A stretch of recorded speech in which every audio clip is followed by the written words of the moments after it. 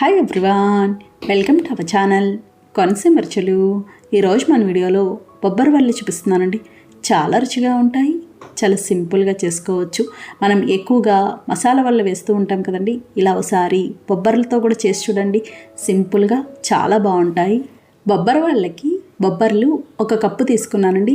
ఇవి 1/2 కేజీ వరకు ఉంటాయి. అలాగే బొబ్బర్లు 2 రకాలు ఉంటాయి. ఇంకొకటి కొంచెం తెల్లగా లావుగా ఉంటాయి. ఏవైనా కూడా తీసుకోవచ్చు. ఇందులో తగినన్ని నీళ్లు పోసి 6-7 గంటల పాటు నానబెట్టుకోవాలి. నేను బాగా ప్రొద్దుట నానబెట్టుకుంటున్నానండి మధ్యాహ్నం కోసం, లేదా మీరు నైట్ అయినా నానబెట్టుకోవచ్చు. శనగల కంటే కూడా బొబ్బర్లు త్వరగా నానుతాయి. చూడండి, ఇలా బాగా నాని కదా. ఇప్పుడు ఇవి కడుక్కోవాలి. చూడండి, ఇలా బాగా కడుక్కున్నాం కదా. ఇప్పుడు మిక్సీ జార్లో చిన్నగా కట్ చేసిన అల్లం ముక్కలు, అల్లం 2 ఇంచులు తీసుకున్నానండి. కారానికి సరిపడా పచ్చిమిర్చి నేను 8 కాయలు తీసుకున్నాను.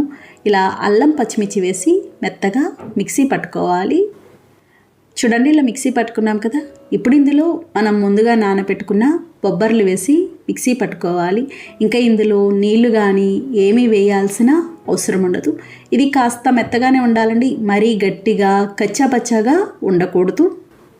చూడండి, ఇలా మిక్సీ పట్టుకున్నాం కదా, ఈ విధంగా ఉండాలి. ఇంతకన్నా గట్టిగా కచ్చాపచ్చాగా ఉంటే వడలు కూడా గట్టిగా వచ్చేస్తాయి. ఇదే విధంగా మిగతా పప్పు అంతా మిక్సీ పట్టుకోవాలి. అలానే పిండి బాగా లూజ్గా కూడా ఉండకూడదు.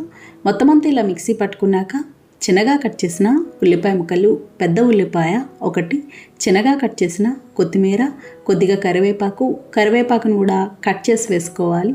1 స్పూన్ జీలకర్ర, తగినంత ఉప్పు వేసి కలుపుకోవాలి. ఇంకా ఇందులో ఎటువంటి మసాలాలు కానీ ఏమి వేయరు.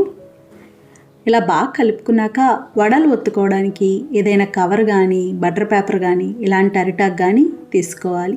ఈ విధంగా రౌండ్ బాల్ లాగా చేసి ఒత్తుకోవాలి. కొంచెం పలుచగా ఉండాలి, మరీ మందంగా ఉండకూడదు. చూడండి, ఈ విధంగా ఉండాలి. ఇలా ఉంటే సరిపోతుంది. ఇప్పుడు డీప్ ఫ్రై చేసుకుందాం. డీప్ ఫ్రైకి సరిపడా నూనె పెట్టుకోవాలి. నూనె వేడవ్వాలి. నూనె బాగా వేడిగా ఉండాలండి. ఇలా వేడయ్యాక మీడియం ఫ్లేమ్లో పెట్టి వడలు వేసి ఫ్రై చేసుకోవాలి. సరిగ్గా వేడవకుండా వేస్తే విడిపోయినట్టు అయిపోతాయి, నూనె లాగేస్తాయి. ఇవి కొద్దిగా వేగాక అటు ఇటు కలుపుతూ ఎర్రగా వచ్చే వరకు వేయించుకోవాలి. ఇవి చాలా బాగుంటాయండి, పైన కరకరలాడుతూ లోపల సాఫ్ట్గా బాగుంటాయి. చూడండి, ఇవి ఇలా బాగా వేగినాయి కదా. ఈ రంగు వస్తే సరిపోతుంది, ఇంతకన్నా ఎర్రగా వేగాల్సిన అవసరం ఉండదు. ఇప్పుడు ఇవి ప్లేట్లోకి తీసుకోవాలి.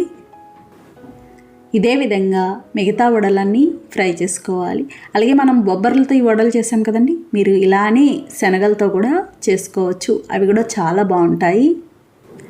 వీటికి బాగా రుచినిచ్చేది అల్లం పచ్చిమిర్చి కారం వేయడం వల్లే. చూడండి, ఇవి కూడా ఇలా వేగినాయి కదా. ఇప్పుడు ఇవి ప్లేట్లోకి తీసుకోవాలి. నూనె కూడా లాగవండి, చాలా బాగా వస్తాయి.